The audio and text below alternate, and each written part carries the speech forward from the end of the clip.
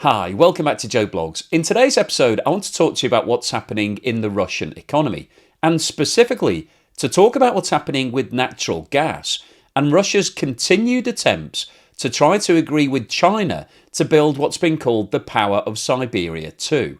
Now, one of the biggest impacts of Russia's invasion of Ukraine has been the loss of its natural gas exports, because prior to the invasion, it was supplying countries like Germany and Italy with huge amounts of natural gas that were being fed to them by pipelines that have been constructed over the last 30 years or so. But of course, because of the invasion of Ukraine, all of the countries in the West have said that they no longer want to buy Russian gas, and Russia's gas exports have fallen off a cliff. And this is costing Russia around $150 billion a year. This is a serious chunk of change.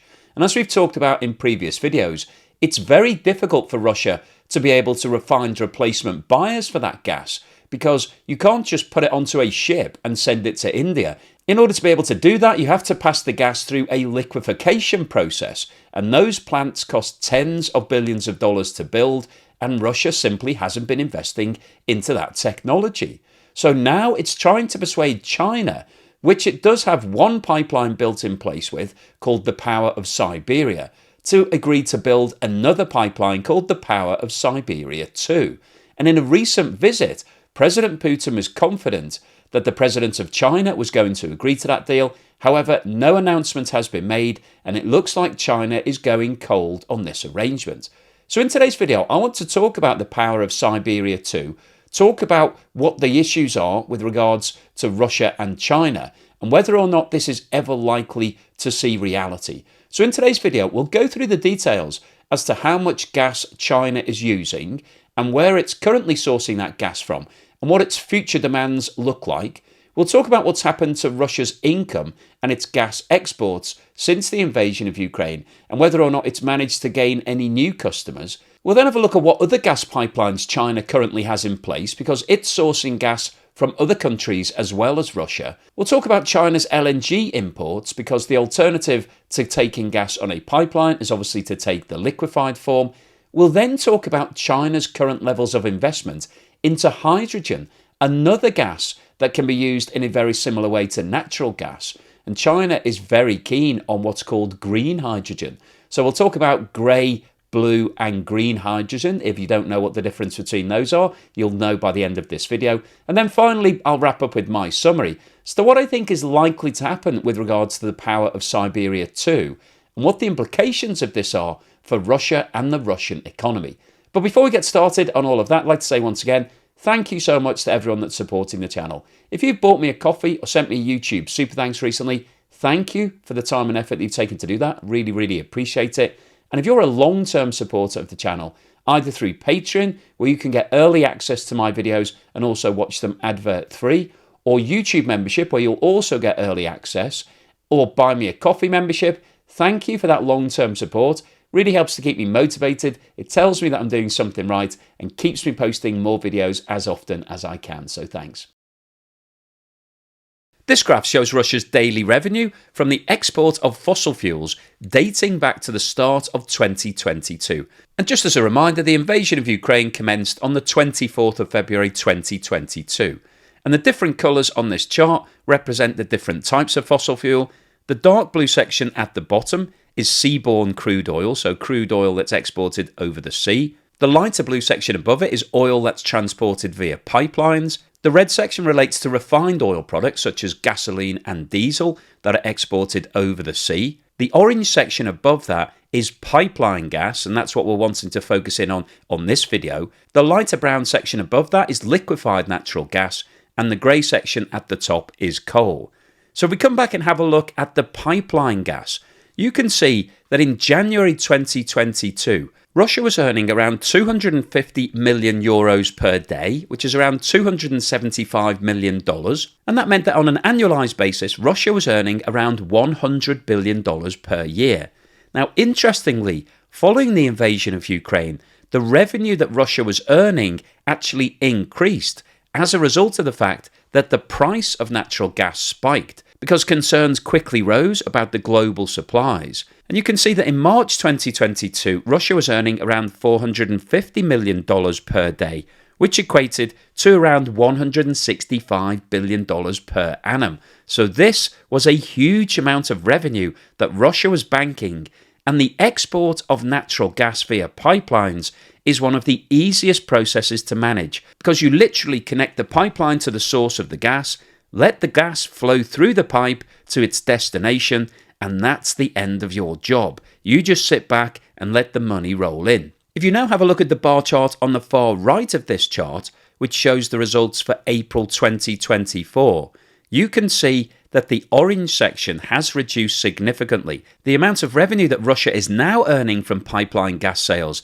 is down to around $40 million per day, which on an annualized basis is around $15 billion, and therefore represents a fall of around $150 billion per year. So this is a huge amount of revenue that Russia is now needing to find a replacement for. And if you take a step back and have a look at this graph, you can see that one of the major contributing factors to the fall in income that Russia has seen over the last 2 years has been the reduction in the earnings from pipeline gas. I thought it was worth looking at the changes in the destination of Russian exports between 2021 and 2023. And these two charts show the data for oil and coal. So if we look at the oil one first, the scale on the left-hand side of this chart is measured in millions of barrels of oil per day and goes from -3 at the bottom to +3 at the top. And what this shows is that between 2021 and 2023, the European Union reduced the amount of oil it was buying from Russia by around 2.5 million barrels per day. However, in order to offset that, Russia has successfully managed to find alternative buyers from the rest of the world for around 2.2 million barrels per day. And the yellow section of this chart shows the increased sales to China, so you can see that it only represents a relatively small portion of the increase. And if you follow the channel, you'll know that the biggest single increase has been the purchases from India. So broadly speaking, Russia has managed to offset the majority of the sales that it was previously making to the European Union to sales to the rest of the world. However, some of those sales are obviously at lower rates because Russia is offering a discount on that oil. If we look at coal, it's a similar situation. In the period between 2021 and 2023, the European Union significantly reduced the amount of coal it was purchasing from Russia by around 50 million tonnes. And over the same period, Russia has lost some sales to the rest of the world, shown by the grey section below the zero line. However, it has increased its exports to China by around 40 million tonnes. So overall, there has been a slight reduction, but Russia has successfully offset a lot of the lost sales to the European Union by increasing its exports to China. If we now have a look at the situation for pipeline gas, you can see it's vastly different. Between 2021 and 2023, the European Union has reduced its purchase of Russian gas via pipelines by almost 120 billion cubic meters. However, as you can see from the very small yellow section on the right-hand side of this chart, Russia has only been able to increase its sale of pipeline gas to the rest of the world, predominantly China, by a small amount. So the net position with regards to pipeline gas is a huge deficit, as we just discussed, equating to around $150 billion per year. Now, interestingly, if we look at the situation for liquefied natural gas, you can see that between 2021 and 2023, the European Union has actually increased its purchases of Russian liquefied natural gas. The amount is only relatively small, 5 billion cubic meters, compared with the roughly 120 billion cubic meters of pipeline gas that it stopped buying. And the reason that the European Union has increased its purchases of liquefied natural gas from Russia was because there was a world shortage. Immediately following the invasion of Ukraine, everybody was desperate to put LNG facilities in place, and there wasn't enough LNG to go around, and so some European countries were forced to buy LNG directly from Russia. But I think what's interesting here is that when you look at the graph on the right-hand side of this chart, which shows the movement for sales to the rest of the world, you can see that there has been an increase of sales to China, shown by the yellow section, of around 3 billion cubic meters. However, the other sales to the rest of the world have fallen significantly by around 6 billion cubic meters. And when you look at the net position here, it's roughly the same as it was before Russia's invasion of Ukraine, which is interesting because demand for LNG has increased hugely over the last 2 years. And despite that, Russia hasn't really been increasing its exports as a result of the fact that its capacity is constrained. It hasn't been investing into LNG. It doesn't have the plants to convert the gas into the liquefied form, and therefore it hasn't been able to take advantage of the huge increase in world demand. Now, whenever we talk about Russian fossil fuels, I think the obvious assumption that people make is that they'll just increase their sales to India and China. It's as easy as that because they've got never-ending appetite for all of these products. But have they? Will China want to buy huge amounts of Russian natural gas? Obviously, India can't because there isn't a pipeline that's been built between Russia and India, and there are no discussions at all being had about building one of those pipelines. So the only option that Russia has in terms of increasing its exports to India would be to increase its LNG, put it onto ships and sell it to India. But as we've discussed in previous videos, Russia doesn't have the capacity to be able to do that. So its only real option is to build a new pipeline linking its gas fields to China. However, one of the challenges is that the Russian gas fields are actually quite a long way from the Chinese border, and these pipelines are thousands of miles long. So let's have a look at the data to tell us exactly how much extra demand China is forecast to have over the next 5 to 15 years for natural gas. The supply of natural gas via pipelines is done on long-term contracts. When you build a pipeline, you want your customer to sign up to maybe a 30-year supply agreement because you have to spend a huge amount of money building that pipeline. And in order to recover it, you need to make sure that you're going to have long-term sales because you can't sell that gas to anybody else because the pipeline only goes to one place. And this chart shows the supply balance and the import demand for China between now and the end of 2030. So if we start off by looking at the chart on the left-hand side, it shows us the supply balance. And the scale on the left-hand side here is shown in billions of cubic meters and goes from 0 at the bottom to 800 billion at the top. So the first bar chart here shows the total estimated consumption, so how much natural gas China is expected to use between now and 2030. We then have a chart that shows us the production in China. So this is the amount of natural gas that China is producing itself. And the final bar chart here shows us the import demand. So basically, this is the difference between the consumption bar chart and the production bar chart. If we now have a look at the graph on the right-hand side, it breaks down that demand into the commitments that China have already contractually signed up for and then the balance. So we start off by looking at the import demand. You can see that China needs to import around 250 billion cubic meters. If we now have a look at the next bar chart, you can see that the import commitments that China have signed up for actually are very close to the amount of demand that they're estimated to have. And the breakdown of the colours on this chart, the orange section at the bottom, which represents the vast majority of the imports, represents LNG imports. So this represents contracts that China has signed with overseas suppliers to supply it with liquefied natural gas for the next 6 years. The grey section above this represents the supplies coming from the 3 pipelines that China has in place with Turkmenistan. The yellow section, which is very, very thin above the grey section, represents the smaller pipeline that China has in place with Myanmar, and the blue section at the top represents the pipeline gas coming from the Power of Siberia pipeline with Russia. So what this chart shows is that between now and the end of 2030, the demand in China doesn't really justify the Power of Siberia 2 being built. So let's have a look at the forecast demand through to 2040. This chart shows the same data through to 2040. So if we start off by having a look at the section on the left-hand side, you can see that the annual consumption is estimated to increase to around 600 billion cubic meters. Production is estimated to increase to around 300, and therefore the import demand is also around 300 billion cubic meters. If we now have a look at the breakdown of where that import demand is contracted to come from, you can see that the import commitments already signed equate to around half of that, around 150 billion cubic meters. leaving a supply gap of 150 billion. So theoretically, that means that there is potential space for the Power of Siberia pipeline to fill some of that gap. However, what this graph doesn't take into account is that the contracts that are in place with the current suppliers of gas to China are only running for around 5 or 6 years. And so if China continues to roll those contracts out, if it keeps re-signing the same deals, then it's likely that the import commitments that it currently has could double, and that would fill the gap, and therefore there is a question mark as to whether or not the Power of Siberia 2 is needed, particularly because it hasn't been built, and somebody is going to need to pay for that pipeline.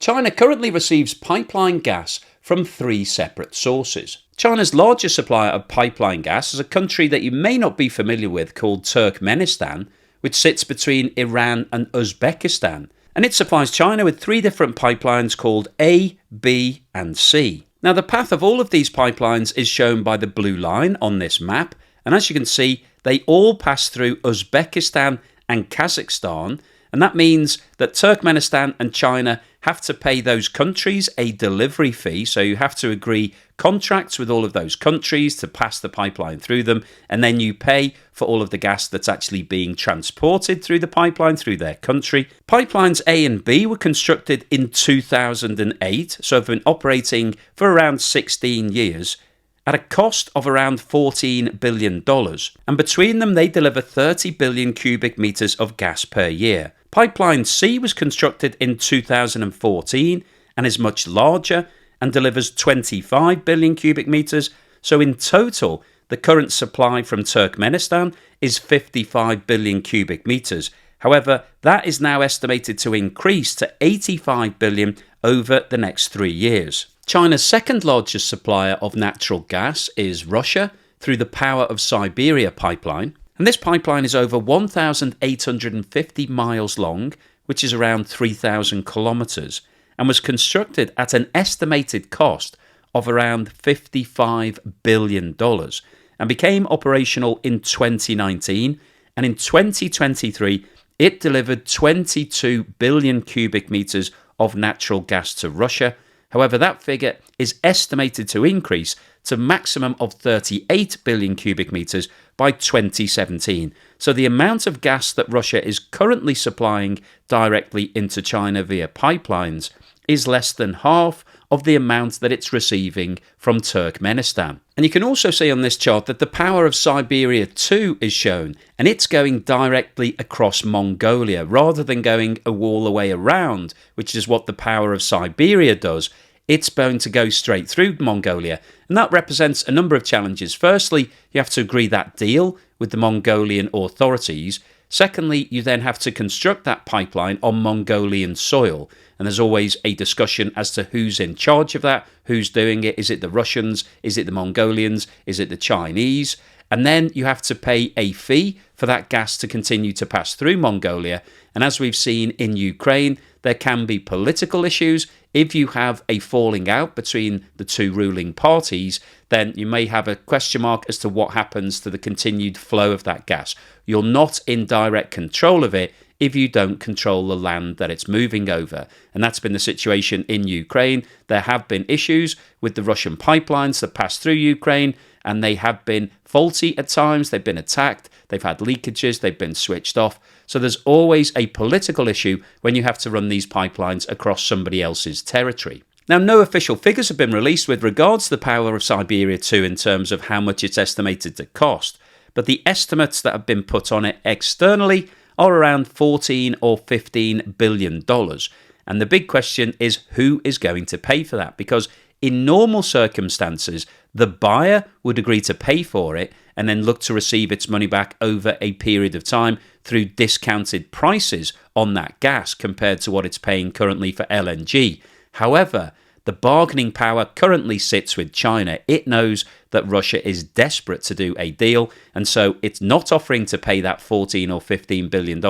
And then the big question is, where is Russia going to get that money from? Because currently it's spending so much of its money on the war in Ukraine. And the third supplier of natural gas via pipelines to China is Myanmar, which was formerly called Burma. And this pipeline was constructed in 2013 and was forecast to deliver 12 billion cubic meters of gas per year. However, currently it's only delivering around 4 due to operational issues. Now, as I mentioned at the start of today's video, China isn't entirely dependent on natural gas. It's looking at alternative options and predominantly trying to produce hydrogen gas, which can be used in the same way. One of the reasons why industry still needs to use gas is that it's difficult for some industrial processes to move onto electricity. In an ideal world, you could get everybody in your country using electricity for all of their requirements. You then move to a system where you're producing 100% renewable energy and everything hits a lovely equilibrium. You don't have to import any fossil fuels. You're producing everything from solar and wind and hydro. Everybody's using that green electricity and there is no damage to the environment. However, we're a long way away from that, and some industrial processes haven't yet worked out how to introduce electricity into their systems. They still need huge amounts of energy to do their processes. They were talking about things like steel production, and so they still need to use gas. And one of the alternatives is to use hydrogen gas. And there are 3 different types of hydrogen gas: green, blue, and grey. Now, the basic theory for producing hydrogen gas is that you take water, which, as most of you I'm sure will know, is H2O, so 2 parts hydrogen, 1 part oxygen. And if you can split that hydrogen off to release oxygen, then you're doing something that releases a really valuable gas and doesn't produce any CO2, it just produces oxygen. So this potentially is a really valuable source of energy that can be produced just from water. And there are 3 main ways that it's produced currently. Grey hydrogen, which is the most pollutive of all of the processes, is produced by mixing fossil gas with steam, but it releases large quantities of CO2. So you end up with the hydrogen, but you don't get a net benefit because this is still essentially using fossil fuels to produce hydrogen. So doesn't really make a lot of sense. Blue hydrogen is produced using the same method as grey hydrogen, but the carbon emissions are captured and stored underground. However, this is yet to be proven at any significant scale, and both blue and grey hydrogen are more accurately called fossil hydrogen. Now, green hydrogen is the holy grail here, and it's produced by passing electricity generated from renewable sources, so therefore green electricity, through water, and this results in very low carbon emissions. And this chart shows the amount of CO2 emitted per tonne of hydrogen produced. And as you can see, the green hydrogen produces only 0.3 CO2 per tonne of hydrogen. The fossil gas method that we just talked about, mixing it with steam, produces 11 tonnes of CO2 per 1 tonne of hydrogen. Producing hydrogen using gas-fired electricity produces 18 tonnes of CO2 for 1 tonne of hydrogen. And if you use coal-fired electricity, it produces 39 tonnes of CO2 for every 1 tonne of hydrogen. So what this shows is that producing green hydrogen is the holy grail here. And it was recently announced that China invested 300 billion yuan, or around $45 billion, in the first 9 months of 2023, developing its green hydrogen capability. And the reason that China is investing such huge amounts into green hydrogen is that it wants to become self-sufficient. It wants to be able to produce all of these gases to use itself in its industrial processes, rather than buying in large quantities from countries like Russia. And that puts a major question mark over the future of the power of Siberia too. So what's the summary and conclusion today? Well, I wanted to post this video because I think what's happening right now with regards to Russia and its natural gas exports are really interesting, because what's happened since the invasion of Ukraine started is that Russia's natural gas exports have completely died off. They have tanked. And the reason for that, of course, was that Russia was entirely dependent on the European Union. It had built all of these pipelines, it had invested the money, and now it was sitting back watching that cash cow build up huge amounts of revenue for the Russian state. But because of the political decision to invade Ukraine, all of those buyers turned their back on Russia. And unfortunately, when you've got a pipeline, it's very difficult to find alternative customers because that pipeline only goes to one destination.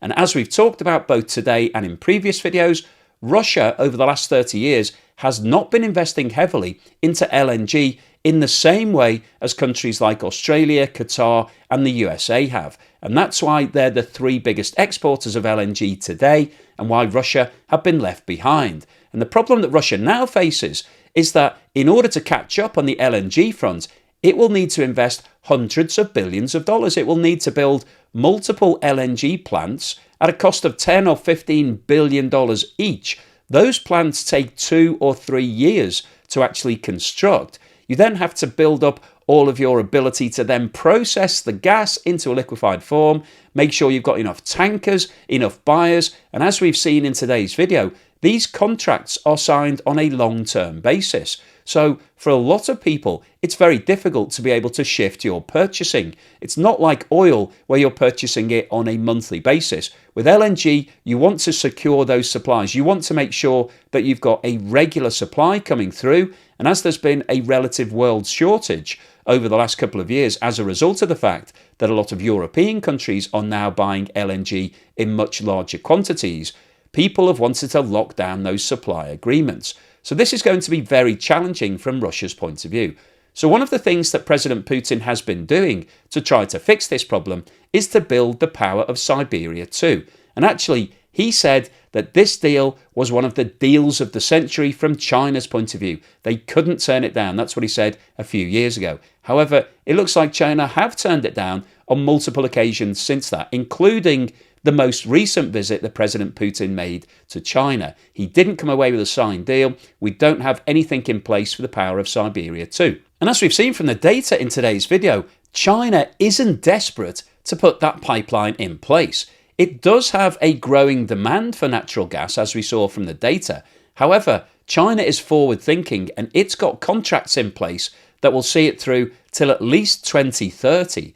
Now, there is increased demand beyond that for the next 10 years. However, it's very likely that China will continue rolling through on its current supply agreements, and Russia will basically have to offer that gas at an extremely low price to encourage China to sign up the deal. And the problem that Russia has is that somebody's going to have to pay to construct the Power of Siberia 2, somewhere in the region of $15 billion.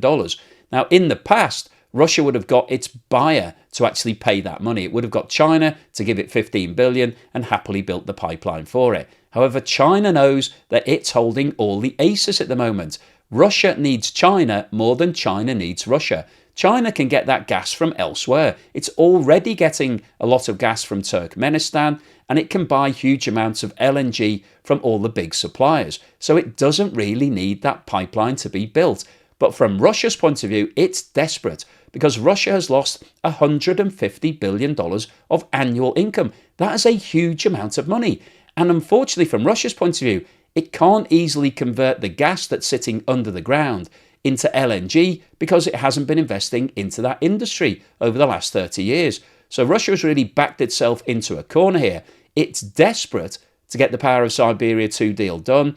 China isn't, and there is now a major question mark as to whether or not it will ever happen. If it doesn't, then that means that Russia is going to struggle to monetize the huge natural gas reserves that it has under its soil, around 24% of the global supply. That's therefore likely to push up global prices. Everybody else who's supplying will do well. But unfortunately, from Russia's point of view, it's unlikely that it's going to be able to find a way to fill the black hole that's been left in its revenue as a result of the lost pipeline sales to Europe. So hopefully you've enjoyed today's episode, you found it useful, informative and thought-provoking. If you've liked what I've said, then please give me a thumbs up. Thank you for watching this video all the way through to the end, and here's something to put a smile on your face.